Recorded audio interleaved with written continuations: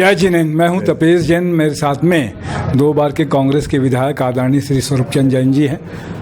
लंबे समय से बड़ा अनुभव है उनका। समाज के भी व्यक्ति हैं, जैन समाज में भी बहुत सारे आपने काम किए हैं। कुंथुनाथ मंदिर की 22वीं सालगिरह है, वर्षगांठ है। इस अवसर पर श्री चंद्रेश भाई भी उपस्थित हैं। आज अच्छा लगता है कि आप धार्मिक जिस तरीके के आयोजन में आप आते हैं। क्या लगता है कि स्वरूप भैया अभी जैन समाज का जो स्वरूप है, मतलब नाम ही आपका है कि जिस तरीके से पूजा पाठ, रीति रिवाज, संस्कार के प्रति लोगों को कम रुझान देखने मिलता है यूथ का? नहीं, ये बात तो बिल्कुल सही है। वास्तव में हुआ ऐसा है कि लंबे समय से, यानी सैकड़ों साल से जो पद्धति बनी है पूजा की, तो हम लोग उसको बाह्य दृष्टि से ही उसको कर रहे हैं, क्रिया की दृष्टि से, पर उसके माध्यम से हमको जो अंदर उतरना है वो प्रोसेस रुका हुआ है। अगर वो हम कर लेंगे तो निश्चित रूप से ये क्रिया जो है वो फिर क्रियाहीन नहीं होके वास्तु स्थिति में हमको आगे ले जाएगी। और इसमें आप समझिए कि ध्यान जैसे है, तो जैन धर्म में ध्यान जो है बहुत मायने रखता था। भगवान महावीर ने 12 साल ध्यान किया। हम लोग ध्यान से भटक गए हैं, हम लोग सिर्फ क्रिया पे रह गए हैं, ध्यान हमसे अलग हो गया है। अब बुद्ध के माध्यम से ध्यान वापस आया तो उस ध्यान को हम कर रहे हैं सब, पर जैन पद्धति में ध्यान का बहुत महत्व था। उस महत्व को वापस लाना चाहिए तो हमारी पीढ़ी बहुत आगे जाएगी।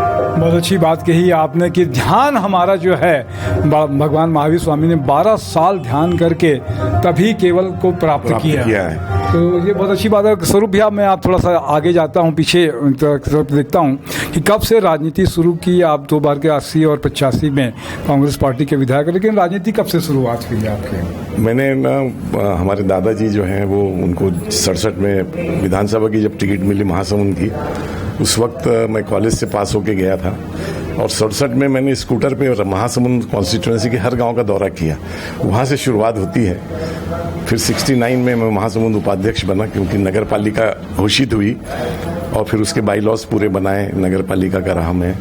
आज जो महासमुंद में आप मार्केट देखते हो, मेन रोड के किनारे वो तालाब था, उस पर पानी के अंदर दुकानें खड़ी करी गई और वो बन गया। तो वहाँ से शुरुआत होती है 69-70। और फिर मैं वकालत करता रहा, क्योंकि मुझे लाइसेंस मिल गया था, वकील बन गया था। तो महासमुंद के कोर्ट्स में मैंने प्रैक्टिस करी है।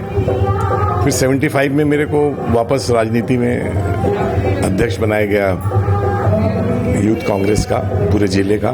उस समय मैंने फिर बहुत दौरा किया, पद यात्राएं की। उस समय धोती और कुर्ता पहन के सब चलते थे हमारे साथ, उस जमाने में भी।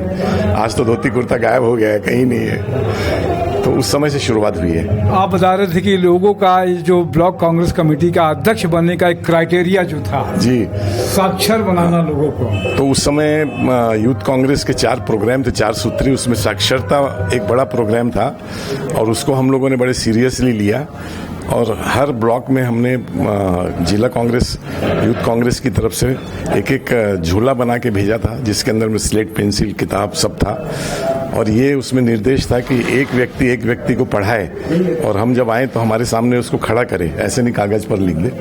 और उसके बाद जिस ब्लॉक में ज़्यादा साक्षर होते थे, उस ब्लॉक में जिसने रुचि ली है उसको हम अध्यक्ष बनाते थे। ये क्राइटेरिया था उस समय अध्यक्ष। मतलब ये है कि प्रतिष्ठा या पैसा जिस तरीके से अभी राजनीति में चलता है, उस तरीके का आपकी राजनीति में स्वरूप यह देखते हैं कि क्या बदलाव आ गया? बहुत कुछ बदलाव दिख रहे हैं अब की राजनीति में। तो विजिटिंग कार्ड जो छपाते हैं सिर्फ इसलिए कि वो उसका कुछ फायदा उठा सके, और वो राजनेताओं के चारों तरफ गोल घूमते हैं और वो पद पा जाते हैं, तो वो तरीका गलत है।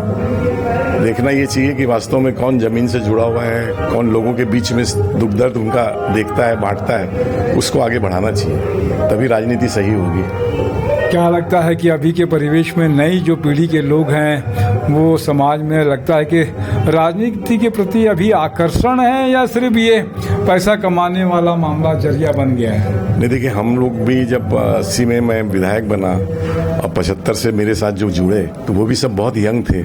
संतोष अग्रवाल थे, सुभाष दुप्पड़ थे, ये सारे लोग जो आज अब तो संतोष ही नहीं रहे, पर वो सब जमीनी कार्यकर्ता थे जो आगे बढ़ते गए।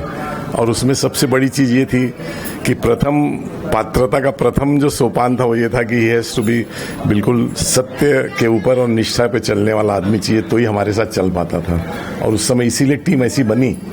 आज भी जो नेता संभाल रहे हैं कांग्रेस को चाहे अन्य पार्टियों को, उनको चाहिए कि वो इन गुणों के आधार पर ही कार्यकर्ताओं को आगे बढ़ाएं, तो राजनीति शुद्ध हो पाएगी। और आज जो हम देख रहे हैं सारा दलदल हो रहा है राजनीति में, वो खत्म होगा।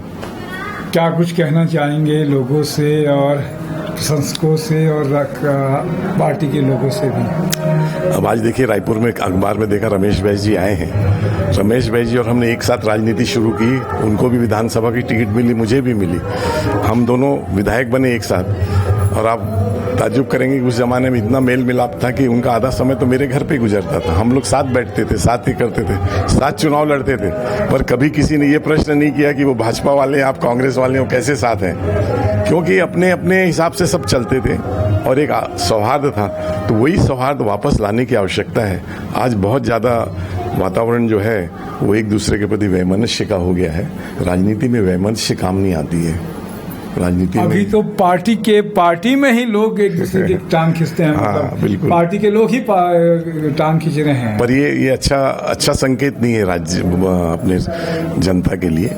जनता को अगर हमें काम देना है, काम उनका करके दिखाना है, तो वैमनस्य खत्म करके एक दूसरे के साथ मिल के और जो अच्छी योजनाएं हैं उनको लागू करें, तब लोग जो हैं उसमें, यानी मुझे याद है कि उस समय 10 रुपए में रायपुर में मैंने प्लॉट दिलवाए हैं जो गरीब थे उनको। आज आप कल्पना भी नहीं कर सकते कि 10,000 में भी प्लॉट नहीं मिल सकता। तो कार्य करना चाहिए और नई सोच के साथ करना चाहिए, नए आयाम को खोजना चाहिए हमेशा, और एक इनोवेटिव वे में आके जो गरीब तबका है उसको ऊपर लाना चाहिए हमेशा। स्वरूप भैया, ये बात आपने कही, हालांकि इतिहास है, आप उसको दोहराने से मतलब नहीं है, लेकिन कभी लगता नहीं होगा कि रमेश बैस जी के सब जब बैठते थे तो आप पार्टी के लोग उंगली उठाते थे और बहुत सारी बातें करते होंगे, विवाद, वही मैं कह रहा हूँ, कंट्रोवर्सी बहुत होता होगा। वही मैं कह रहा हूँ कि कोई कंट्रोवर्सी नहीं होती थी।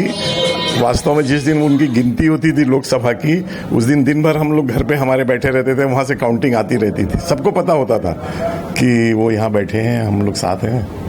कोई उंगली उठाने का प्रश्न ही नहीं था किसी को। उनकी पार्टी में, आपकी पार्टी में, किसी पार्टी में कोई उंगली नहीं उठी आज तक जी। तो ये इस तरह का रिश्ता भी होना चाहिए राजनीतिज्ञों के बीच में। भाई आपके अपने उसूल हैं, मेरे अपने उसूल हैं, मैं अपने उसूल पर चल रहा हूँ, आप अपने उसूल पर चल रहे हैं, दोस्ती तो दोनों की है, वो एक अलग विषय है। बहुत अच्छी बात कही स्वरूप भैया ने, मेरे दिल की बात कही कि हम सब लोग को राजनीतिक पार्टियों से, मैं कार्यकर्ताओं से हमेशा कहता हूँ कि आप एक दूसरे के खून के प्यासे दिखते हैं, लेकिन इस देश के नागरिक हैं पहले हम लोग, पार्टियां बाद में हैं, बीजेपी कांग्रेस बाद में आई। देश के लिए लड़ना है, देश की बात करना है। हम आपस में ही अगर इस तरीके से वाद विवाद करेंगे तो कैसे देश बनेगा, इस पर विचार करने की आवश्यकता पहले होना चाहिए।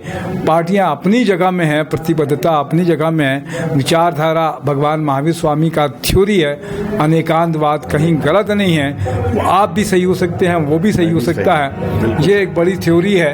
तो इस देश में जब ही हम लोग आगे बढ़ पाएंगे जब हमारे बीच में भाईचारा और शांति हो, और सबसे पहले तो पॉलिटिकल पार्टियों के बीच के लोगों के बीच में भी इस तरह की बातचीत होना। स्वरूप भैया ने ये बात पे मोहर लगाई, बहुत अच्छा आपने समय दिया, इसके लिए धन्यवाद। मेरे साथ में नरेंद्र ठाकुर जी भी, उनका धन्यवाद। जय जोहार, जय छत्तीसगढ़।